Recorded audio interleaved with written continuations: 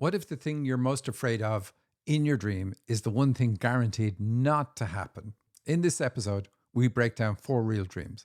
A baby that reveals a wound from when the dreamer was just 3 months old, a stage where forgetting your lines actually means you're ready, and a spiderweb on a beach that holds the single most reassuring symbol in all of dream interpretation. If you've ever woken up feeling like your dream was trying to tell you something, it was. Stick around, because by the end of this episode, you'll never look at your nightmares the same way again. Hello, and welcome to the Dream Interpretation Podcast with Michael and Sandy. Hello, hello, hello. Welcome to July. Can you believe it? The months are going by for this year. We're in the last half. Oh, and it's an exciting day. All right, Michael, continue on. All right, you want to talk about a course we have coming up August 2nd? Yes, we have our channeling course coming up on August 2nd, and it's going to be so much fun. And it's so empowering because once you can learn to channel, once you get there, oh, the power that you have. Should I take this class? Should I do that? There's so many things that you can start asking for guidance and feel confident when you move forward that I've got the guidance and I'm going in the right direction. So it is a phenomenal course. Everybody who takes our course ends up channeling. And let's see, it starts August 2nd at 9:30 a.m. Pacific. But before that, if you have questions, we do have a webinar on July 23rd, which is a Thursday. Michael, you want to provide a little bit more details?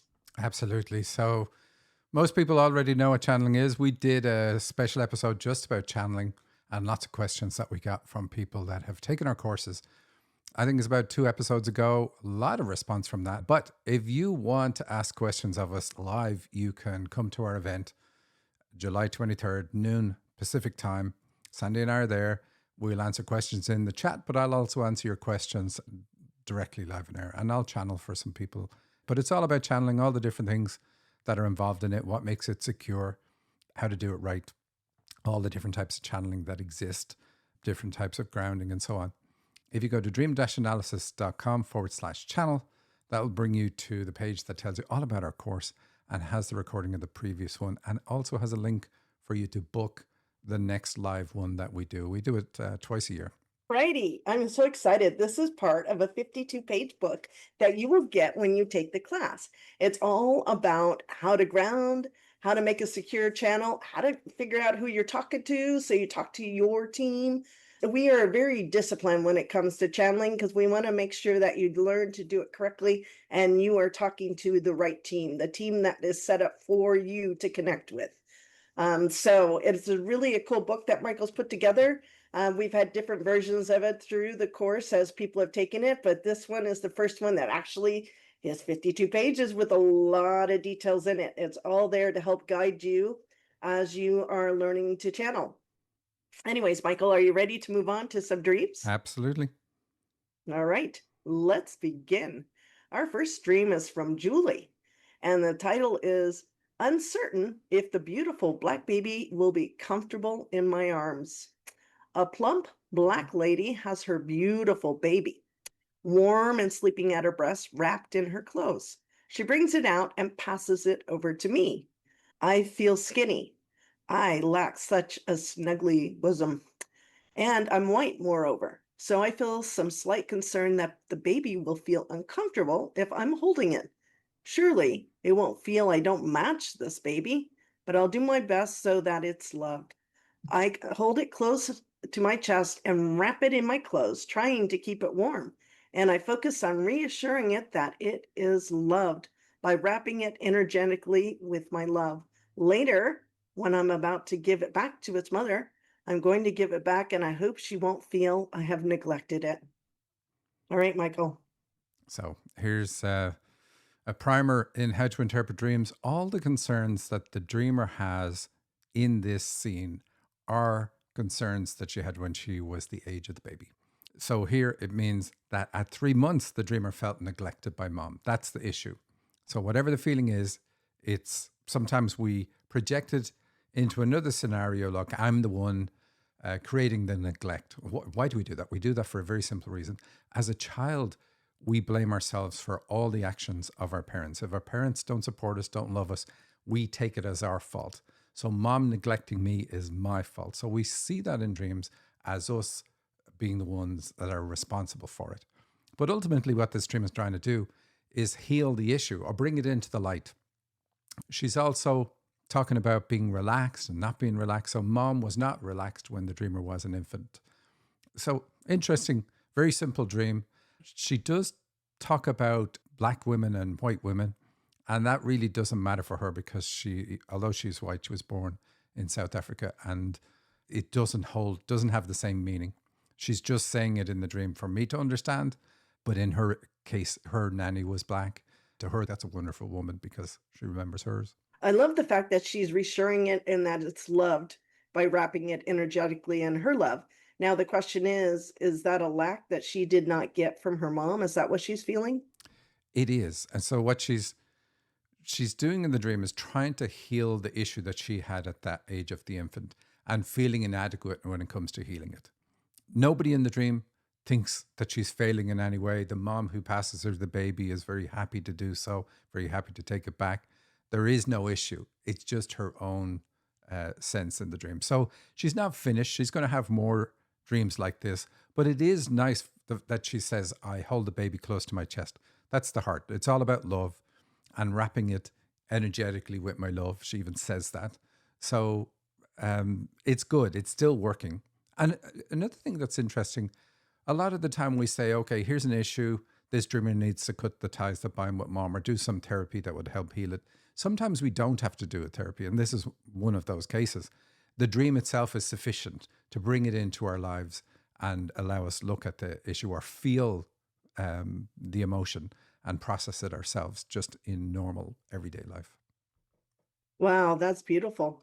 All righty, let's move on to the next dream. We have another dream from Julie, and the title is Unable to Get My Lines Right, to introduce the show. I like that title. That's good. Okay. I'm on a stage. A group of us are putting on a show, and I'm the host. Perhaps it's a sketch show about the news, like Have I Got News for You or the News Show. I've suggested we open the event with me running with energy and excitement out from a corridor at the back of the stage. Imagine the entrance into a circus arena. I like that visual. And then up to the front to address the audience with something along the lines of, welcome to the show. My name is blah.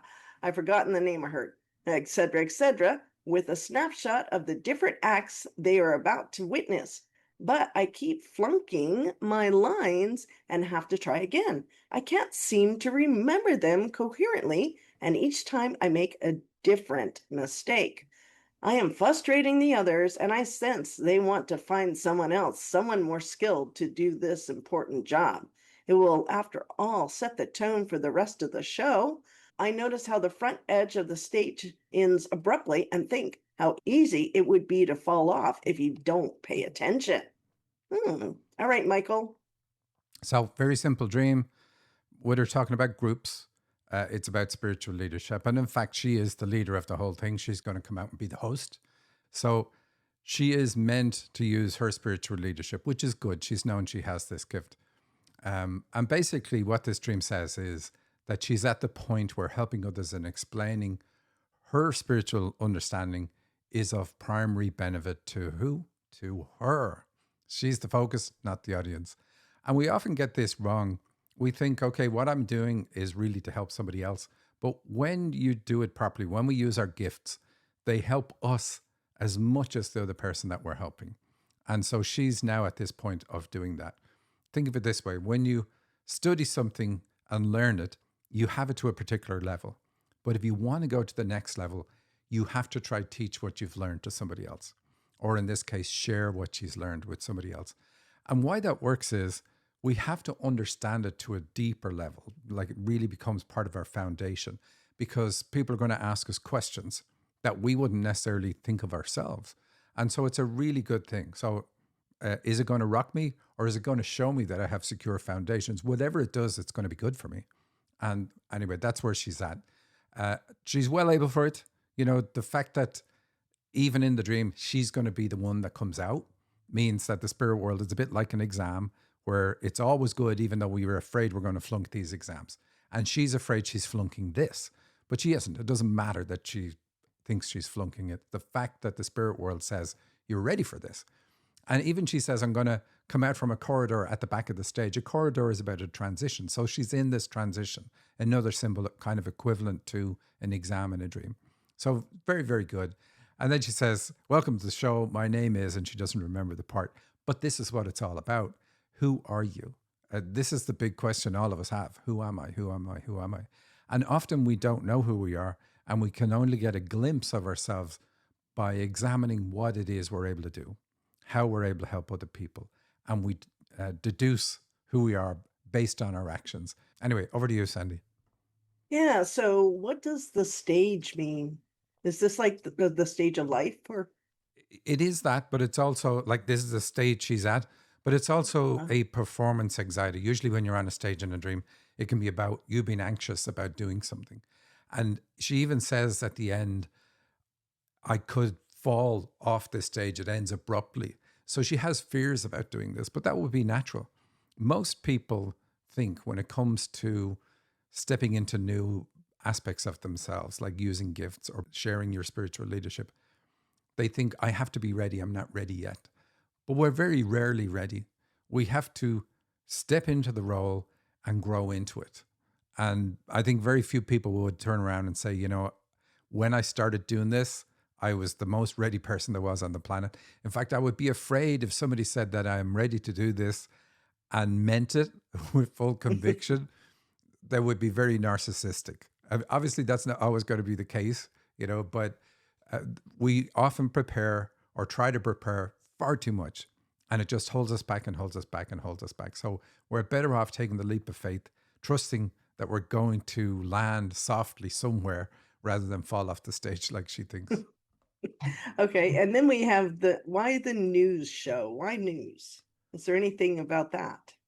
That's what she's going to be doing for people, helping people understand what's going on in their life. Newspapers and books represent a gift of counseling. So she has that gift too. Like, I'm going to be able to help you understand the biggest highlights of what you should be doing, or even what you have done in your life. You know, if we look at the headlines on a newspaper, these are all the main stories that some editor has decided are the ones that are of interest to us. So she has this ability to bring somebody to the headlines of their life. It's almost like spiritual leadership. In fact, it can be. A counselor will typically hold your hand as they bring you on your journey, helping you as you stumble. A spiritual leader will tend to point the direction and say, look, if you stumble, that person over there will be able to help you.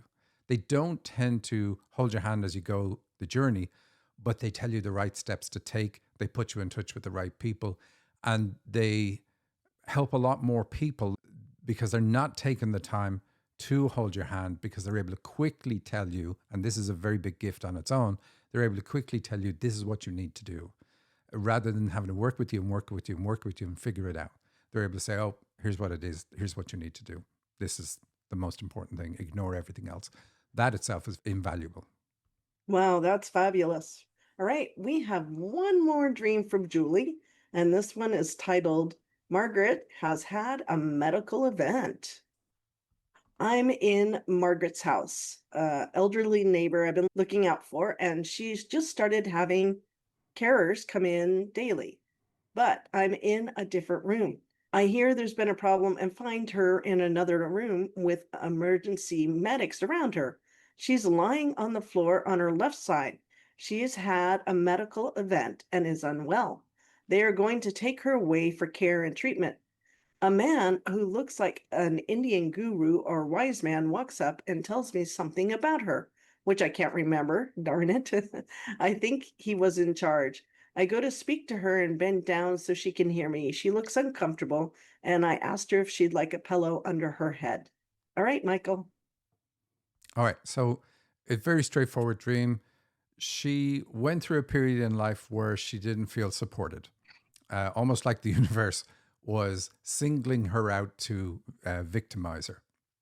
Now, this person is incredibly positive. Even in the middle of all of that, she was very positive. She was like, oh, you know, has to happen for a reason. My house burnt down. There must be a reason. But this part shows that all the supports are now in place, because you look at the elderly woman next door. She has all the carers coming in. And when the problem happens, there's already medics around her. She's being taken care of. So the dream is saying, look, you are being taken care of now. We have the supports in place that you need, or at least she feels it. She feels it at this point in her life. And then her helping the woman by bending down to her so she can hear, and asking her if she wants a pillow under her head. So it's basically, the dream is saying to her, look, tend to yourself softly while other people tend to you. So you've got support in place for rebuilding your house and other aspects of your life. But now that they're in place, look after yourself. Be soft with yourself. And why do we have an Indian guru or a wise man? So she's a spiritual leader. So we see this again. We're going to see it all the time in our dreams. The Indian guru or wise man is a spiritual leader, or a wise man would be a counselor in a dream. So it's just going to be littered, but you can't remember what he said. And whatever he said would have been perfect, because whatever your guide says in a dream, and this is a guide, they're infallible and they're the only infallible character. So whatever they tell you to do is something you should do.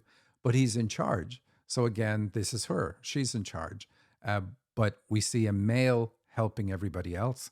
And again, this is about support that she didn't feel she had in the past. Support is a masculine energy trait.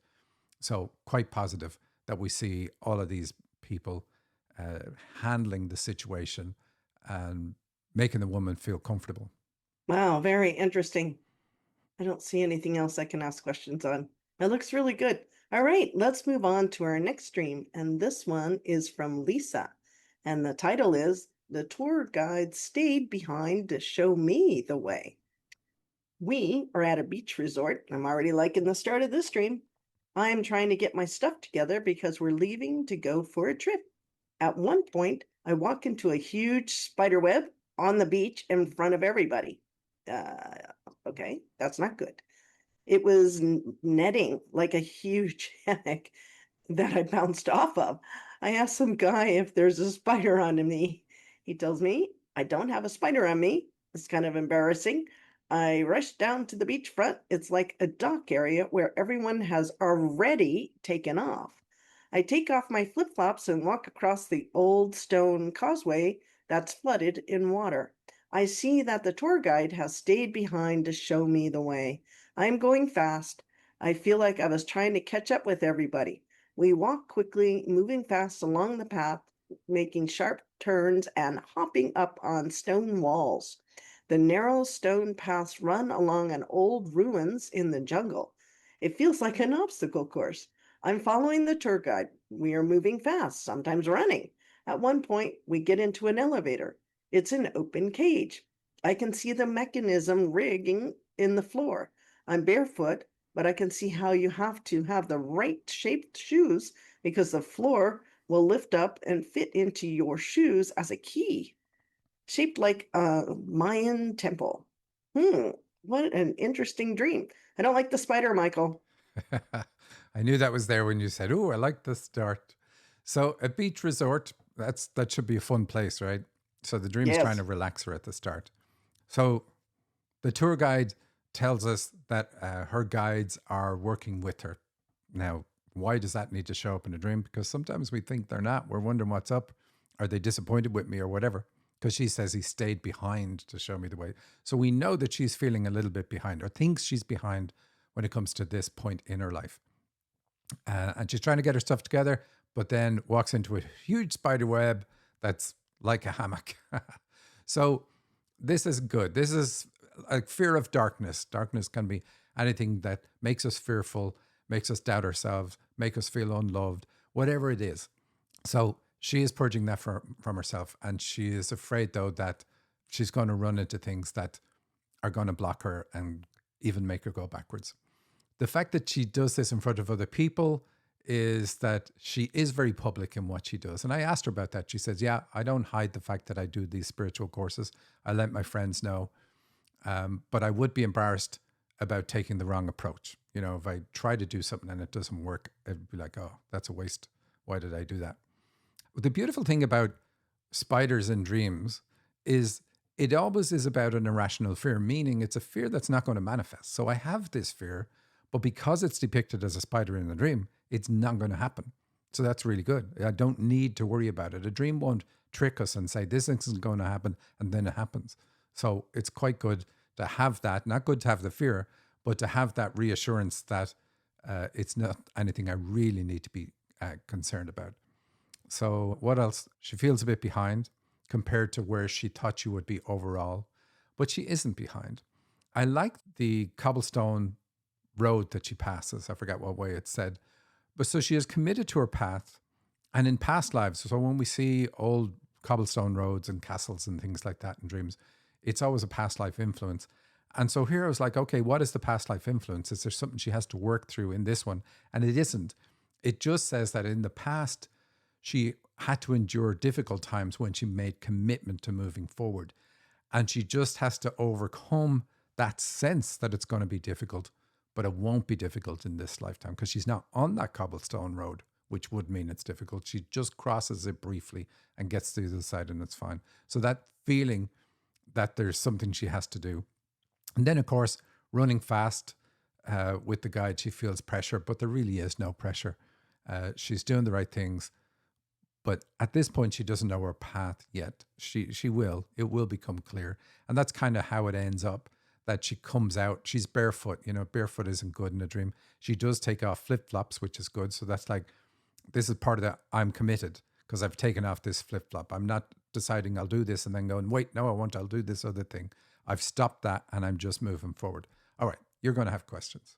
I am. Okay, so beach resort. Let's start there. So it's meant to be a good dream. They don't always end the way they start. But a beach resort, even you said, oh, this is a good dream. But she ends up in a jungle at the end, right? So instead of being on this beautiful sandy beach, enjoying the sun and warmth, it takes a different turn. But it's not meant to. It's just her own sense that things are going to be difficult, that she's behind, but she's not behind. Mm. And then we walk across an old stone causeway that's flooded in water. So the flooding in water. So the stone causeway is the part I was saying as a past life that she has to overcome this sense of it's going to be difficult. But because she doesn't stay on that, she doesn't have to follow it. It's not going to be difficult. Okay, but why is it flooded with water? It's a spiritual path. And that's what she's on. If we're walking down a road in a dream and it's beside a river, but the river has come onto the road, it's telling us that we need to follow a spiritual path because water represents spirituality, the spirit world. So it's part of the path that we're on.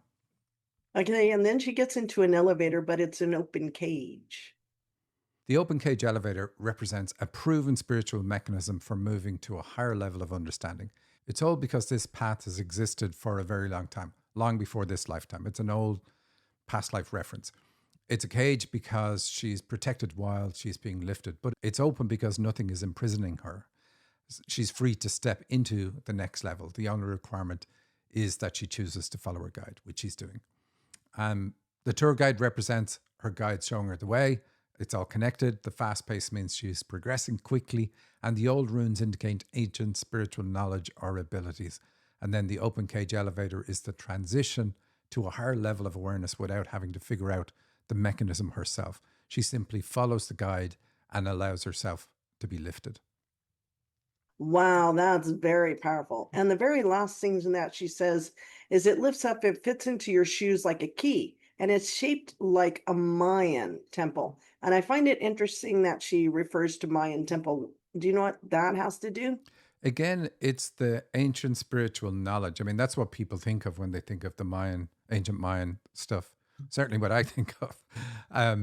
And almost like, well, what is it? What did they do it for? What does it mean? What do they know about the world that we don't know about the world?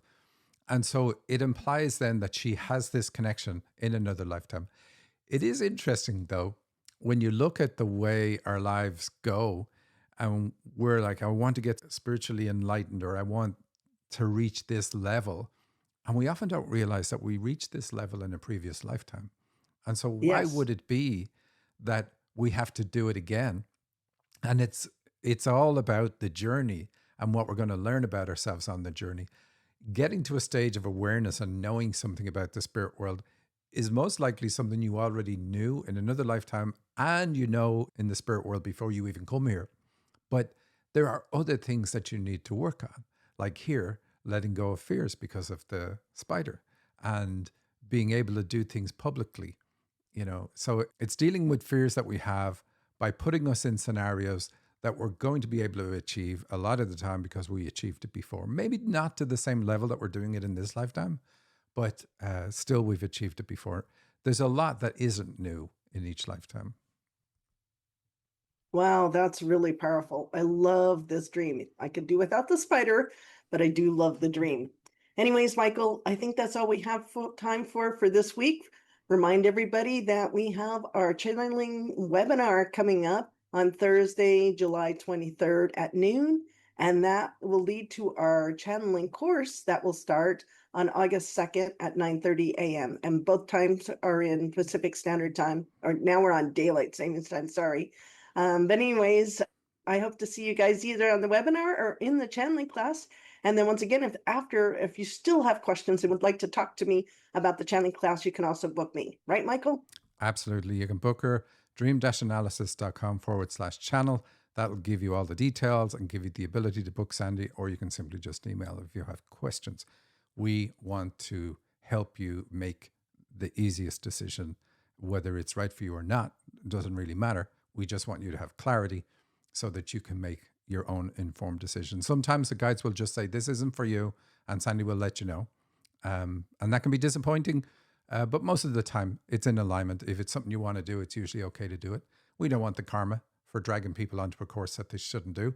And also, when I teach you how to channel, you're going to channel and your guides will say, you weren't meant to do this course, and Michael knew it. We don't want that either. All right, that's it. We'll see you next week. Take care.